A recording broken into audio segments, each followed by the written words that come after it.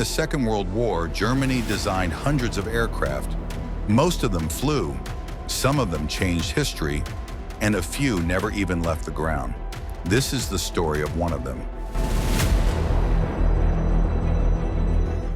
The Blohm Voss BV P.193.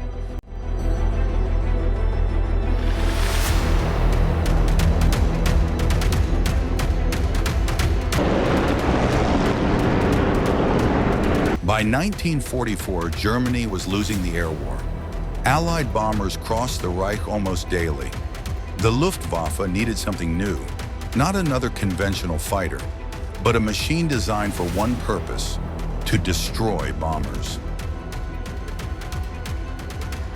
The idea was radical. Instead of traditional wings and a fuselage, the aircraft would carry its firepower in a separate nacelle.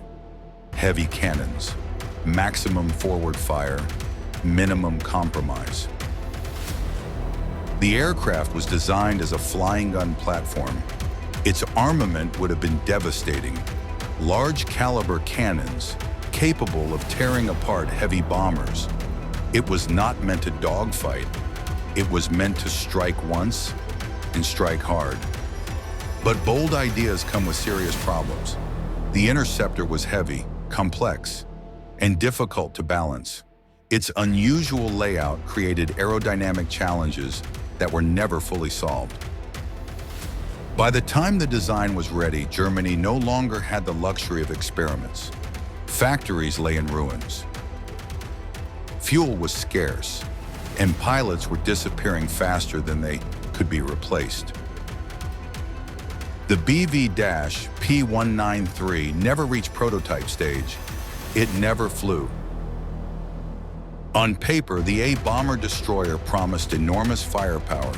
In another war, in another time, it might have become a terrifying interceptor. The Blohm prototype was not a failure. It was a reminder that innovation alone cannot win wars. Timing matters. Resources matter. Reality always has the final word. The Blohm Voss BV P.193, a fighter that never flew, but still tells a powerful story.